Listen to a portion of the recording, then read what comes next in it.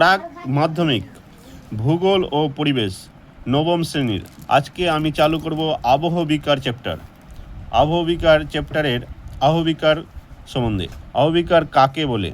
সাধারণভাবে বলা হয় আবহবিকার হলো আবহবিকারের দ্বারা ভূপৃষ্ঠের বিকার বা পরিবর্তন, যে প্রক্রিয়ায় আবহবিকার সঙ্গে সম্পর্কিত বিভিন্ন প্রাকৃতিক শক্তির, যেমন বায়ুর উষ্ণতা, বায়ুর চাপ, বায়ুর আর্দ্রতা, মেঘচ্ছন্নতা, বৃষ্টিপাত প্রভৃতি ভূপৃষ্ঠের ওপর অংশের শিলাস্তরে যান্ত্রিক ও জৈবিক প্রক্রিয়ায় চূর্ণ বিচূর্ণ অথবা রাসায়নিক প্রক্রিয়ায় বিহিত হয়ে যে শিলাস্তরের বিচ্ছিন্ন হয়ে সেখানে পড়ে থাকে, অন্যত্র অপসারিত হয়ে না হয়ে সেই প্রক্রিয়াকে হলো আবহবিকার বা বিচ্ছিন্ন হয়। এই প্রক্রিয়া দুটি, একটা প্রাকৃতিকভাবে আর রাসায়নিকভাবে জৈবিক তিনভাবে ঘটে থাকে। ক্ষয়ীভবন, যে প্রক্রিয়ায় বিভিন্ন গতিশীল প্রাকৃতিক শক্তির সাহায্যে চূর্ণ বিচূর্ণ শিলা এক স্থান থেকে অন্য স্থানে অপসারিত হয়, সেই প্রক্রিয়াকে হলো ক্ষয়ীভবন। ক্ষয়ীভবন একটি প্রাকৃতিক প্রক্রিয়া যার মাধ্যমে আবহবিকারের ফলে বিচ্ছিন্নভূত শিলা চূর্ণগুলি অন্যত্র স্থানান্তরিত হয়, অর্থাৎ ক্ষয়ীভবনের সঙ্গে অপসারণযুক্ত, অর্থাৎ বিভিন্ন গতিশীল প্রাকৃতিক শক্তির ঘাত প্রতিঘাতের ফলে শিলাস্তরে যে বিচ্ছিন্নভবন বা বিয়োজন বা স্থানচ্যুতিকরণ ঘটে, সেই সম্মিলিত প্রক্রিয়াকে ক্ষয়ীভবন বলে। আবহবিকারকে বিচ্ছিন্নভবন বলা হয় কেন? এটা পরীক্ষায় আসতে পারে। আবহবিকার হলো এমন একটি যান্ত্রিক বা রাসায়নিক প্রক্রিয়া যে প্রক্রিয়ার মাধ্যমে ভূপৃষ্ঠের ওপরের অংশে শিলাস্তর চূর্ণ বিচূর্ণ ও বিয়োজিত হয়ে মূল শিলাস্তর থেকে বিচ্ছিন্ন অবস্থায় সেইখানে পড়ে থাকে। এই জন্য আবহবিকারকে বিচ্ছিন্নভবনও বলা হয়।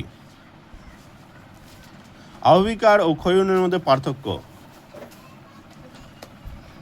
পার্থক্যের বিষয় প্রক্রিয়া। এই প্রক্রিয়ায় ভূপৃষ্ঠের উপরিভাগের শিলাস্তর আবহাওয়ার বিভিন্ন উপাদানের সাহায্যে যান্ত্রিক বা রাসায়নিক প্রক্রিয়ায় চূর্ণ বিচূর্ণ বা বিয়োজিত হয়ে মূল শিলাস্তর ওপর বা কাছাকাছি অবস্থান করে। এটা হচ্ছে আবহবিকার। ক্ষয়ীভবন এই প্রক্রিয়ায় ভূপৃষ্ঠের উপরিভাগের বিচ্ছিন্নভূত বা বিয়োজিত শিলাস্তর বিভিন্ন প্রাকৃতিক শক্তির দ্বারা অপসারিত হয়। তারপরে অপসারণ। আবহবিকার এর সঙ্গে অপসারণ যুক্ত নয়। আবহবিকারের পদার্থের স্থান পরিবর্তন হয় না, তাই এটি ঐস্তরিক প্রক্রিয়া। ক্ষয়ীভবনের সঙ্গে অপসারণ যুক্ত, এই প্রক্রিয়ায় পদার্থের স্থান পরিবর্তন হয় না, তাই এটি হচ্ছে গতিশীল প্রক্রিয়া।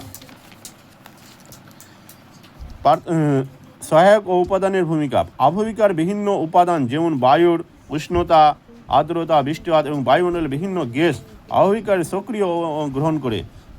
নদী প্রবাহ ক্ষয়ীভবন, নদী প্রবাহ, বায়ু প্রবাহ, হিমবাহ প্রবাহ, সমুদ্রতলের প্রভৃতি প্রাকৃতিক শক্তি ক্ষয়ীভবনের ফলে ভূমিকরণ গঠন করে। আবহবিকার হলো অত্যন্ত ধীর গতিতে সম্পূর্ণ স্থির প্রক্রিয়া। ক্ষয়ীভবন হলো দ্রুত গতিশীল প্রক্রিয়া। আবহবিকারের ফলে ভূমিরূপের ধীর গতিতে পরিবর্তন হয়, কিন্তু ক্ষয়ীভবনের ফলে ভূমিরূপের দ্রুত পরিবর্তন ঘটে। তারপরে নগ্নীভবন, ল্যাটিন শব্দ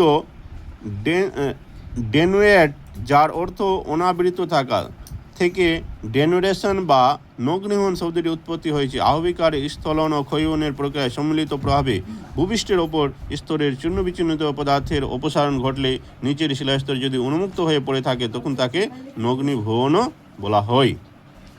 এক কথায় বলা যায় যে আবহবিকার ও ক্ষয়ীভবন হলো সম্পূর্ণ পৃথক দুটি, যে প্রক্রিয়ায় দুটিকে একসঙ্গে নগ্নীভবন বলা যায়। অর্থাৎ আবহবিকার প্লাস স্থলন প্লাস ক্ষয়ীভবন সমান নগ্নীভবন।